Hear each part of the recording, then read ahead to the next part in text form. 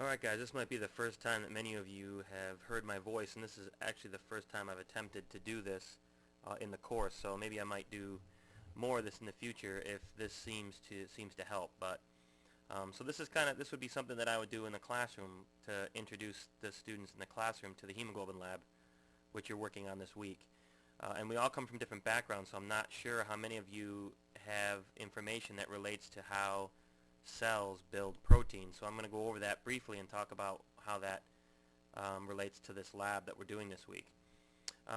So what you have over on the right is essentially a picture that describes how DNA, RNA, and proteins are related to each other in a cell. In other words, how does a human cell use its DNA to make proteins? And one of the biggest mistakes I see people make is they say, well, the DNA gets converted into a protein. Well, that's actually not the case. The DNA is essentially a code that instructs the cell on how to build a protein. But the protein is made up of amino acids. DNA and RNA is not. DNA and RNA is made up of things called nucleotides, which are those letters that you've been reading about. In DNA, it's A, T, G, and C. In RNA, it's A, U, G, and C. The only difference being there is uracil in RNA and thymine in DNA. That's the U and the T. So if we just follow that picture on the right there, what happens is the cell uses its information to make proteins. In this case, the information is in the form of DNA. So at the very top, you see a piece of DNA there. And what happens is the cell, through a process called transcription, which is the letter A there at the top, copies the code in the DNA into a piece of RNA. So from this point on, the information, the instructions for how to build the protein is now contained in the actual RNA. That RNA will then go to a ribosome within the cell, and the cell will read the RNA like a set of instructions or a recipe from a recipe book, and use that information to instruct the cell on how to actually assemble the protein. In other words, the code, remember the A, U, G, and C, actually in that code is information for which amino acids are going to be needed and what order they're going to be put into. All that information is contained in that code, and in the end what we have, hopefully, is a protein. There are 20 different kinds of amino acids that could possibly go into that protein, so the code has to be complex enough to give the cell instructions for how to actually put this protein together. In the case of sickle cell anemia, which we're going to look at this week, when that original code, the instructions, are wrong, you will end up assembling the protein incorrectly, and you end up with disease, which you see on the left here. In this case is sickle cell anemia. You can actually see one of those cells in that sickled shape. So this is essentially the idea behind this week's lab. And so let's walk through a little bit about what the genetic code is and how it relates to what you're going to be doing.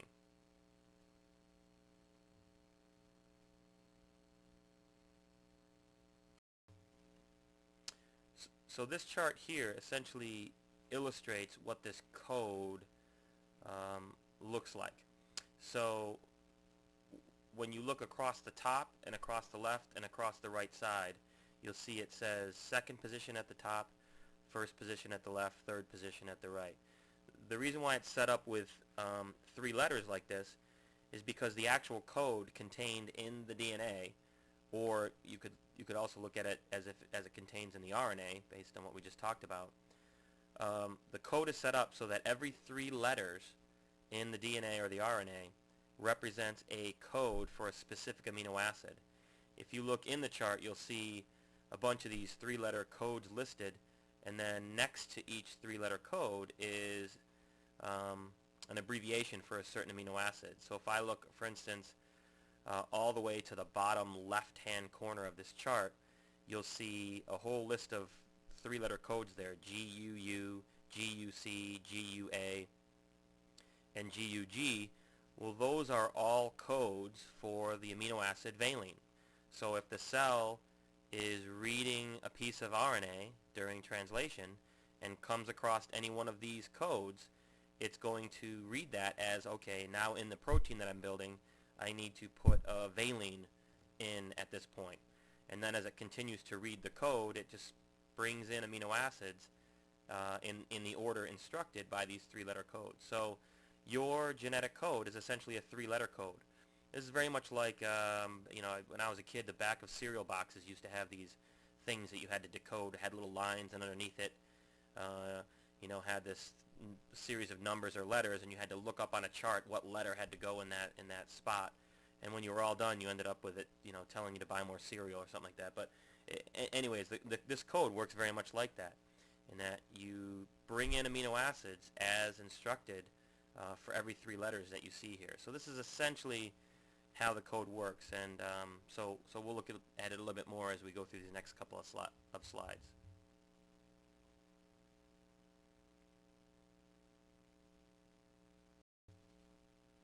So this is just an example, and this might be a little bit hard to follow, but I want to show you what happens in a different disease when the code goes bad.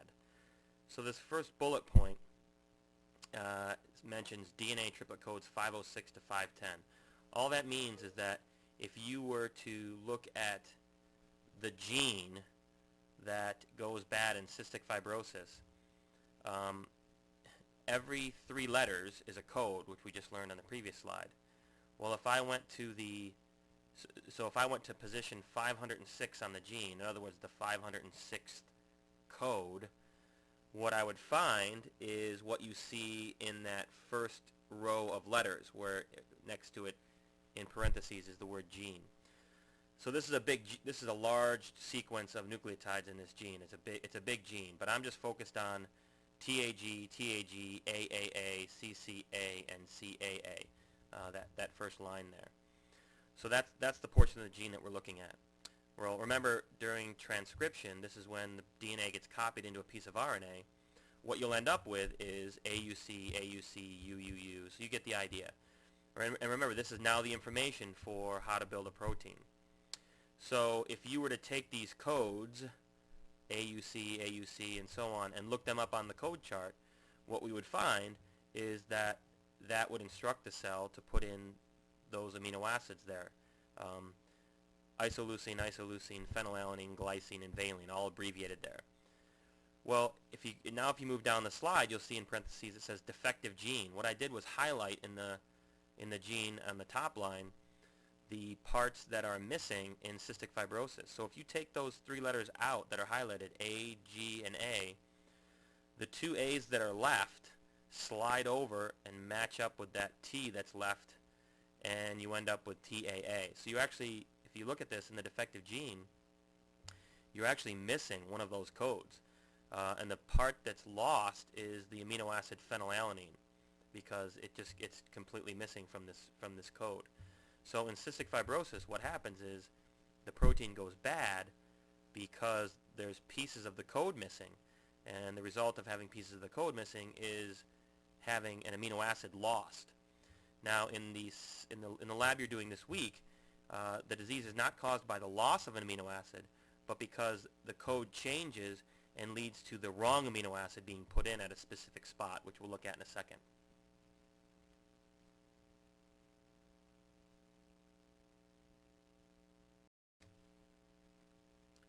So this is a very quick introduction to the disease of cystic fibrosis.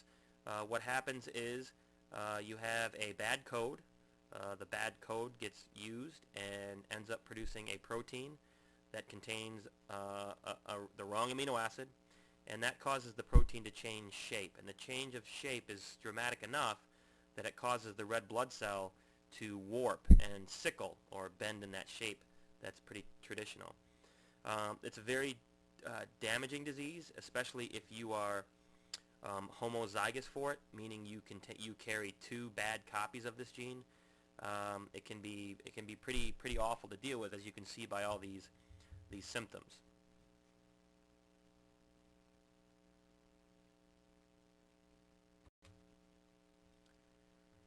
So one of the things that you're going to look at is are people who have not only sickle cell anemia, but have all different types of variations in their hemoglobin.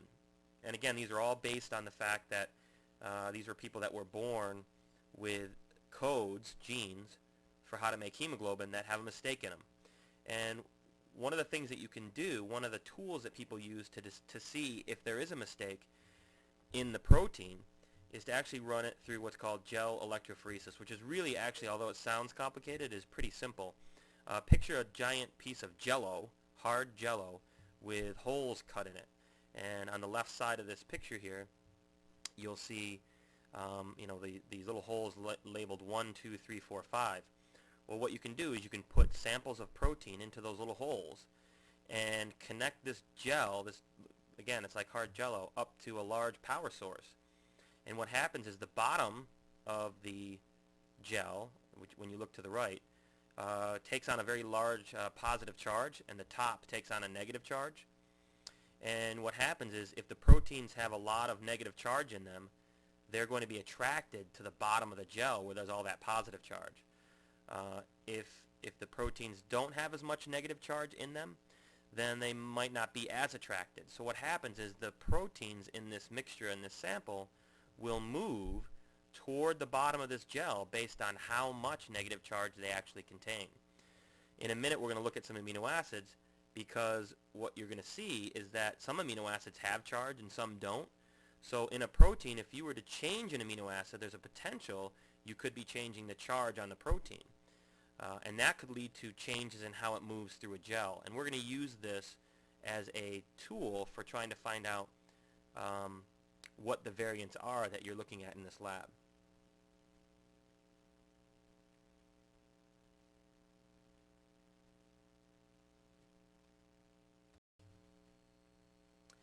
So this is what happens in sickle cell anemia, and you can use this as an example for working through the variant that you've chosen. I believe that in the Getting to Know the Hemoglobin Lab, you're working with a patient who has sickle cell anemia, so this is kind of what you would see. So what happens is that in the hemoglobin you have a amino acid that gets replaced. In this case, glutamate, which is the chemical structure on the left in the green box, gets replaced with an amino acid called valine, which you see in the orangish box there. Now the part that I want you to focus on is in these amino acids is the part that's highlighted in sort of a darker green in both of those boxes. If you notice in glutamate, there are 2 oxygens at the bottom of that picture, and one of them has a negative charge on it. If you look at the valine picture, you don't see those oxygens. In fact, they're not there because this is a different amino acid. And if you look at valine, you don't see that negative charge. You can ignore the top of these structures, although you see charge up there. Don't worry about that. The part that's important is the part highlighted in green. So in sickle cell anemia, you replace an amino acid that had a negative charge with one that has no charge. Now if you look to the right, this is what it would look like on a gel. Now this gel is different than the last slide in that it's turned on its side. So the positive side of this gel is over to the right and the negative side is over to the left. So remember, if a protein has a lot of negative charge, it's going to move through the gel toward that positive side. In the top of this picture you see something labeled normal. So normal hemoglobin would move that far through the gel. Now if you move down one, you'll see it says sickle cell anemia. Notice how the protein in this sample hasn't moved as far toward that positive part of the gel, in other words to the right. The reason why it hasn't moved that fast as the one above is because this is sickle cell anemia, where the amino acid that used to make it move faster to the right, which was glutamate, is now missing. It's been replaced by an amino acid that doesn't have any charge at all. So by taking away some of the negative charge on the protein, it moves slower through the gel. On the bottom, you'll see what would happen if you carried some good hemoglobin and some bad hemoglobin, or a mixture. And this would be the example what you'd have if you were heterozygous for this disease. Now as you work through this lab, be careful, because some of the variants have amino acid changes that don't lead to any change in charge. So if that's the case, your gel electrophoresis will not give you information on whether or not the person is homozygous or heterozygous. In other words, do they carry 2 bad copies, or do they carry 1 bad copy and 1 good copy? So just be careful with that as you work through the lab.